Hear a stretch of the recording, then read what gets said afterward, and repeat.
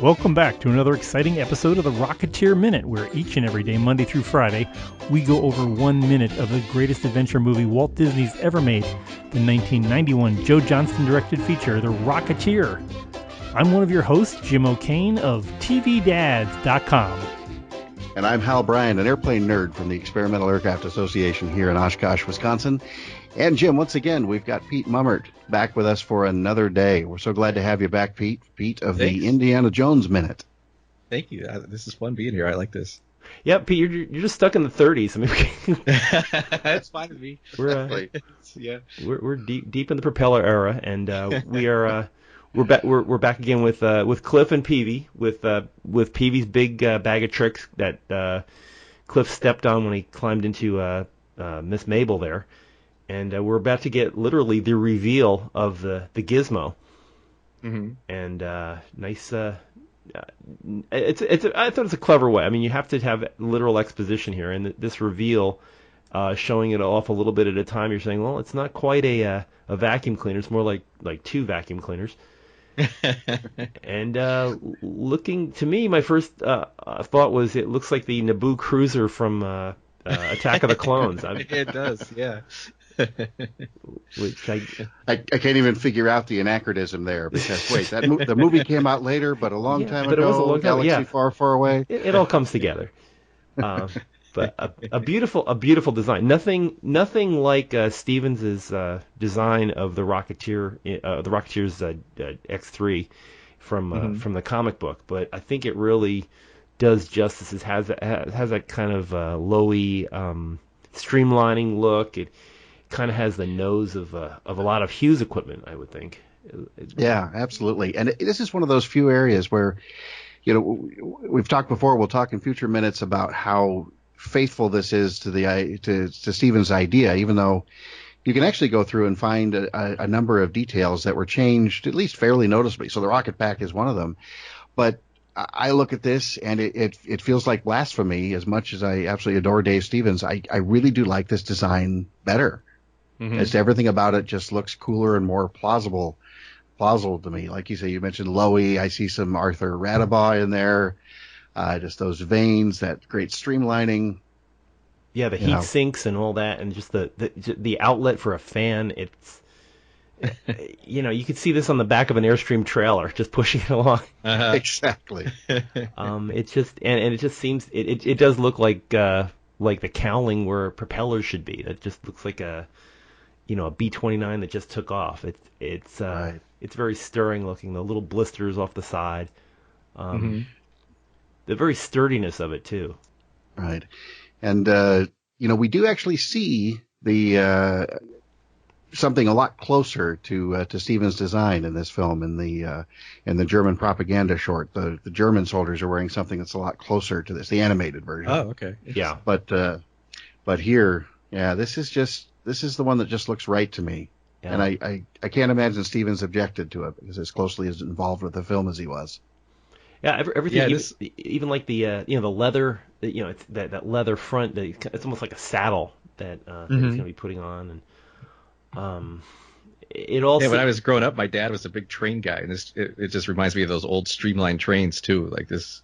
Like the whole, they really nailed the styling of kind of that late 30s Art Deco kind of streamline, like a Hiawatha, like the Burlington Zephyr. Pete and I were on the same page with the Zephyrs. Yeah, this could be in the basement of the Science Building in Chicago. Just Don't tease me, because it's only a 3-hour drive, and if it's over there, I know. They're open till 9. Still have a chance. Yeah. Oh, it's funny because like back then they liked that styling so much they were making it like you could buy a tea kettle or a water pot, like you could buy anything streamlined, like you were ready for everything with high speed. Yeah, everything had a low coefficient of drag. Right. It's funny, just as an aside. I got a text just last night from our CEO, who was at a restaurant in Wichita, Kansas, at a place called Hangar One, an airport restaurant, full of aviation memorabilia, and it's run by sort of a well-heeled guy who does insurance for high-end airplanes, Warbirds and Reno Racers. So the picture that my friend Jack sent me is a display case with a nice-looking Rocketeer helmet and the jetpack sitting there. And the plaque just says jetpack from the movie The Rocketeer. So I'm assuming that it can't be original, or one of the hero props. But this is the sort of place where that's possible, or if nothing else, this is somebody who can afford to decorate with very, very high-end reproductions. So I wonder if anybody out there that's listening, if they've been to this place in Kansas, if they've seen it, we'd love to hear your report back. I'm only a 9-hour drive, so I may be able to check in tomorrow. All right. Do you have Skype on your cell phone so we can keep this going during the drive? I may have to. It's worth a trip. But it is a gorgeous thing. I mean, when he first does the thing you're never supposed to do is push a button that you don't know what the button does. We just recorded a minute of Temple of Doom where it was funny because right after Indiana Jones tells Short Round not to touch something, he touches it. And he does the same thing here. And I was wondering, is there ever a scene in a movie where someone says, don't touch that, and the person doesn't touch it? I think the movie just ends at that point, yeah. Right? It's, thank you for the 14-minute classic film, The Rocketeer. Wow. Okay. It's I mean, it's just such as they back away, and something terrible is going to happen because I wouldn't touch that if I were you, but he's not Cliff. Right. But you just got to get that gorgeous. It's almost set up like it's a catalog shot of what a Sirius XM would look like in a magazine. You just kind of look at it with that 3/4 profile and from the rocket department at Sears Roebuck, apparently. Yeah. The whole startup sequence there. I mean, I think there's a single frame where it's just a light and then they just start adding in the animated flame effects. But there does seem to be a floor effect there with the flame shooting out. I don't think. I don't think that may have been added animation, but there might have been just a flash of something. It's there are a couple of overlays of flame, but just that opening thing where they both get knocked away. The lighting on on their clothes and stuff like that, I think, is an added effect. I was trying to figure out how they managed it though. There's some maybe they had flash. They were using some nitrocellulose paper, but it's just a very quick 1/10 of a second flash.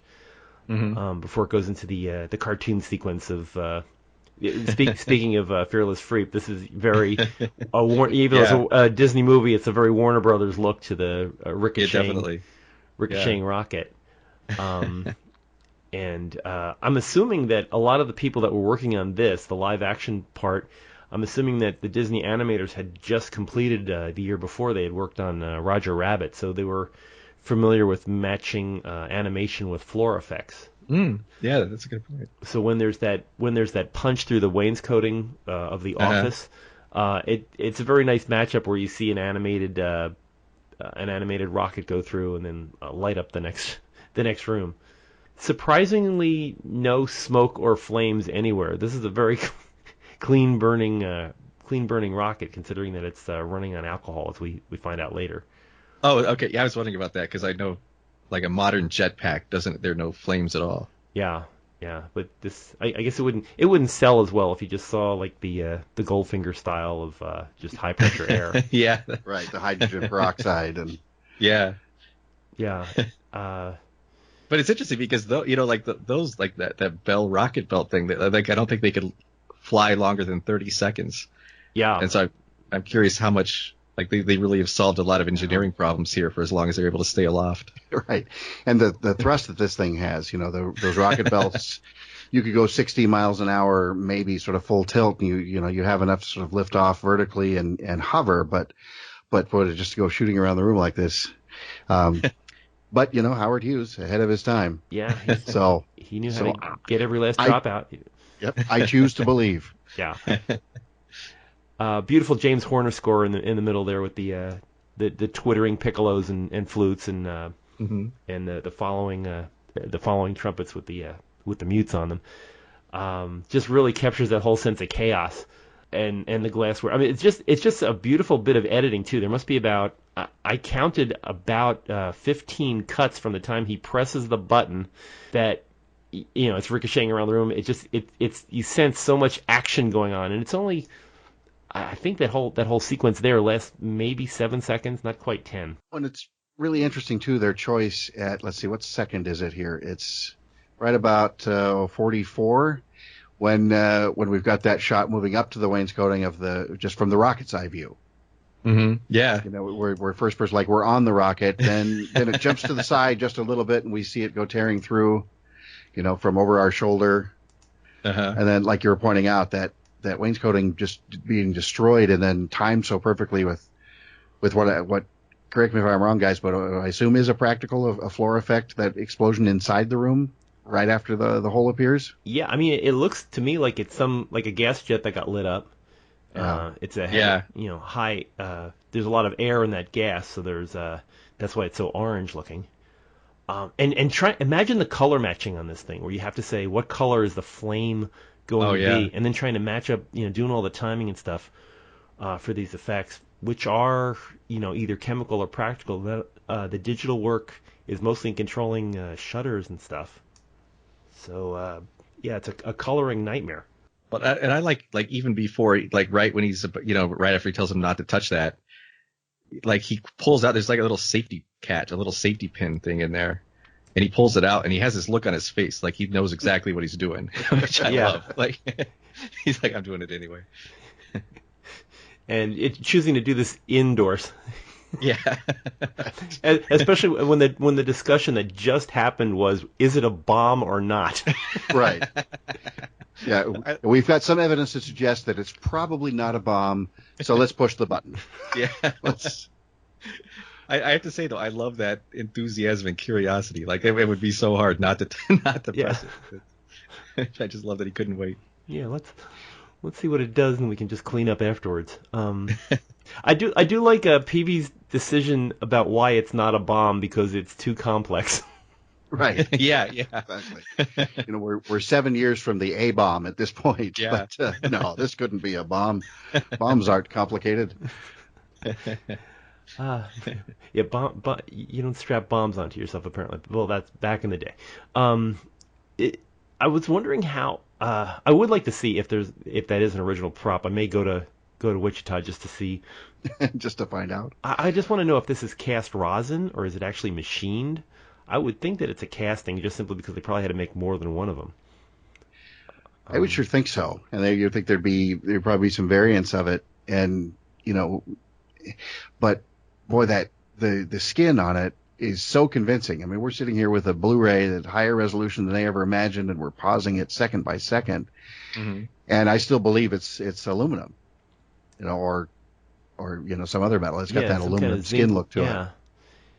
I'm not sure about the little nose cones. No, they look like a powder coat to me. That's a little bit. Yeah, that's true. Yeah, a little bit. Mako.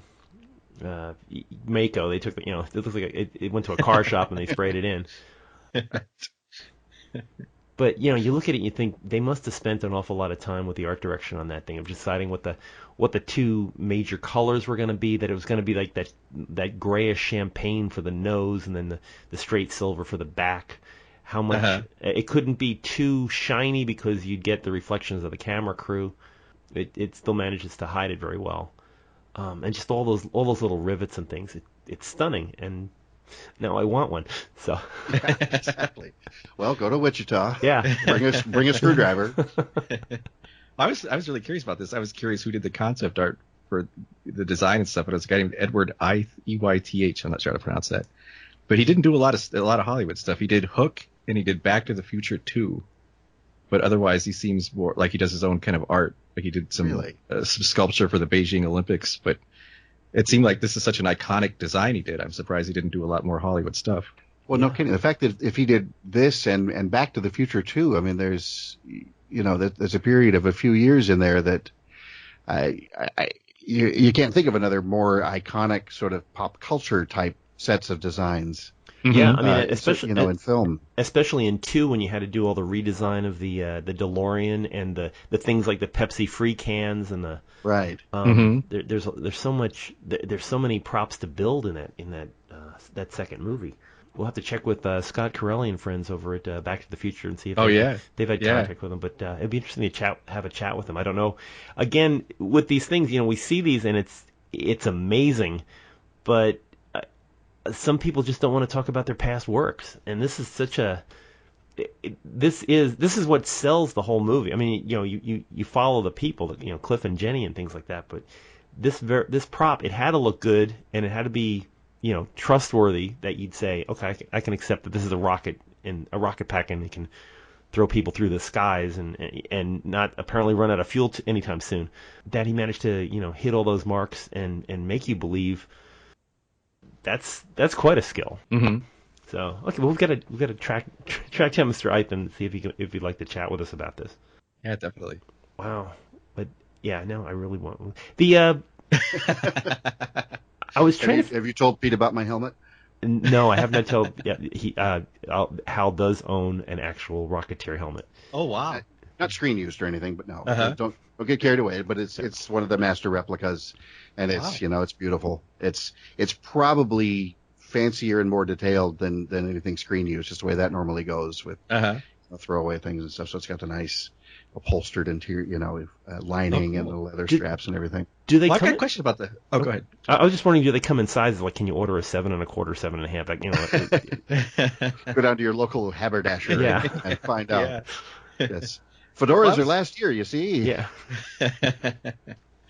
So was this because I was the rocket belt? It looked like you could steer by the jet nozzles you could turn, but is this steered entirely with the helmet? That's that according to the movie, that's what they said, that Peavy, when he designed the helmet, that it acts like a rudder, and if you turn your head one way, you fly whichever way your head's pointing, so you have to use your peripheral vision to see what's going on around you, because if you start turning your head, you're going to start turning toward whatever you're looking at. And you have to be careful of that button too, as we'll see in a few minutes. that will turn it on and off. And I guess that's what they haven't been able to solve yet with the pack is steering. Yeah, steering, and I mean they did come up with how to keep it from blowing up, but the steering, and all that stuff is strictly a PV thing that we'll talk about probably not next week, but about 2 weeks. We'll go a little bit more into navigation and control and throttle control too. So this thing is really just pure thrust. Yeah, it's just a thing that goes, it pushes whatever's on the opposite direction. Yeah, the thrust comes at the bottom, and you just point it toward the top. But I'd read an article somewhere online where somebody went into really way too much detail about why it doesn't work for flying, because you simply can't. It wouldn't pick. Besides burning your legs off, it wouldn't pick you up the way that you were expecting it to. It doesn't like. You can't drive the thrust through that part of your back and get somewhere. Which I would think the Bell rocket pack kind of disproves that theory, but it's online. If I can find the link, I will add it to this particular page for the episode at Rocketeer Minute. Well, I know one of the problems with the Bell was, like, they were talking about military use, but it was so loud. Like, no matter what you did, it was you're standing next to a jet and you weren't going to sneak up on anybody. Right.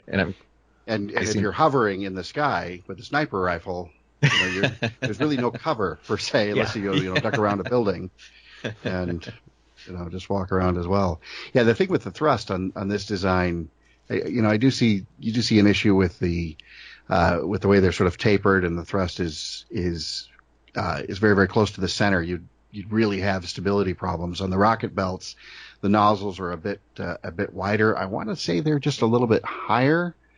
As well, like the actual nozzles where the thrust comes out might be a little bit higher than they would be on Cliff's pack here. So that, getting it above the center of gravity, whereas the thrust is maybe right on the center of gravity if it's right about at your waist. So that's going to affect it a little bit as well. In my vast experience with rocket packs, I'll just put that out there. I mean, I remember the Goldfinger rockets looked like, a pair of shower heads that were up above his shoulders by about a foot maybe. Yeah. Yeah, that's true. That version of the Bell at the beginning of Thunderball there, those nozzles are directed up. They are directed up pretty high, which does, tend to lend to the stability when you've got the thrust away from the center of gravity. In this case, in the direction of movement, it's ahead of the center of gravity. And I think there's those water rocket things that you can use out over in Mexico and things like that. You can drive them around. That's also a very ungainly thing where you're not pointed like the Rocketeer is. You're kind of hunkered over, and the thing is pointing out in front of you almost. It's a very unusual. But even there with those, the actual thrust point is up about even with your shoulders. So the bulk of your body weight is below it, and that gives you that kind of pendulum stability. Yeah. Well, have they ever found a use for a rocket pack other than like flying into a football game or the Olympics? Or really, I think what's going to drive it at this point is going to be personal recreation. And I know we've I think we'll talk some more in a future minute, Jim, about sort of what's out there, what's possible now. But but there is a company right now called Jetpack. I think it's Jetpack International. And, they have something that's very, very close to what looks like the original rocket belts. They're actually using turbines, not the hydrogen peroxide type jets, but it's a really similar configuration, same sort of maneuverability and speed. But those have a 9 to 10 minute flight time versus the maybe 36 seconds of the best of the bells. So you think, okay, 9 or 10 minutes isn't much, but when you're talking about that being 20 times the duration of the original, it's a pretty big step forward. And I do think it's long enough for me to get to work. Just as long as you say the trick is remembering to reserve enough fuel to land. Right. Exactly. The last thing you need is a ballistic rocket pack. Yes. But yeah, I mean, it's an eternal dream of man. I mean, it's that the whole Icarus thing, and that you want to be able to just strap something onto your back and take off like a rocket. But every time we try to put it into an application, even in space, I mean, there's always been you see covers of science fiction magazines and things where people are wearing jetpacks and they're flying around in space and going up things. We had that in NASA had been trying to build a personal maneuvering unit, and they tried to build. They put one in during Project Gemini. They had sent one up to put on the back of a Gemini and test it out. Gene Cernan was going to try that out in Gemini 9, and he couldn't make it to the back to try things on, so he didn't bother with it. And it was brought up in Skylab. They tried it out inside of Skylab, and you could fly around inside Skylab, and it just had little air jets that you could move around. And they tested it out and said, yeah, that works. And then when the space shuttle era came about, there's that famous picture where he's about 300 yards off the nose of the space shuttle, and there's nothing around him but his jetpack and the Earth.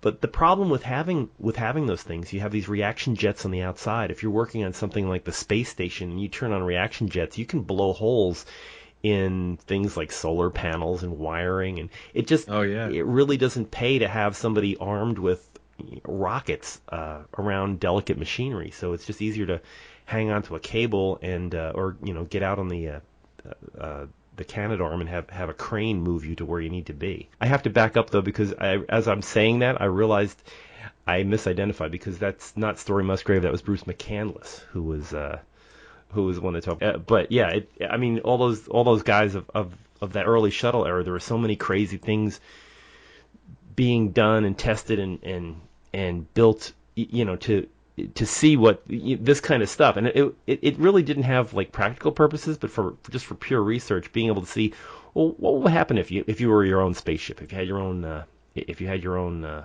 rocket pack in space, would it work?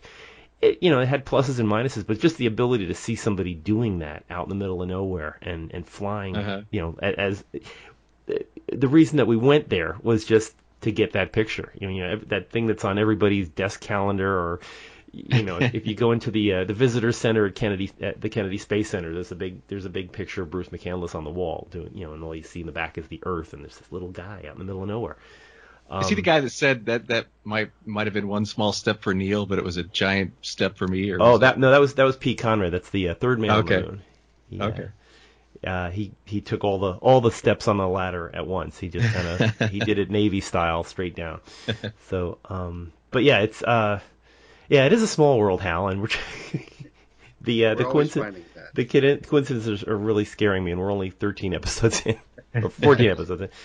I will confess right now, I do have a fear that by minute 108 we might actually have morphed into the same person. No, I'll just get that out there on the record in case it happens. Oh dear. It's not something I think either of us are planning on or even looking forward to. All due respect, but wow, well, it could happen. We'll see. It's getting there. But Pete, this has been a great minute. I really enjoy talking movies. You see so much in movies that I never notice, and it's always great having you on. Maybe we'll have you on back again because I do know you like this movie a lot. It's Sure. Yeah, it's a fun movie, and I remember seeing it the first time. We went out to the Orinda Theater, which would open in not too long after this movie set, and it had sort of the same Art Deco styling. Oh wow. Yeah, it's such a there were so many opportunities to make this wrong. They were originally talking about making this in present day, and it just would have wrecked every last little thing about it. The casting was perfect. The story was told with a lot of love. The actors all understood what they were doing. It just was a great confluence of a lot of talent. The only unfortunate part was that it was up against things like Terminator 2 and stuff, and nobody noticed it once it up and died with the rest of the summer that ate it up. It's good being able to talk about this with other people who like the movie. But we'll be talking some more about this tomorrow as we finish up the week with finding out if that poor leather chair in that office it's remarkably fire resistant. But we're going to see how things fix themselves here as we're going to go through with the week. If you all would like to join the conversation with us, we are available on a bunch of social media. You can find us out on Twitter, of course, at Rocketeer Minute.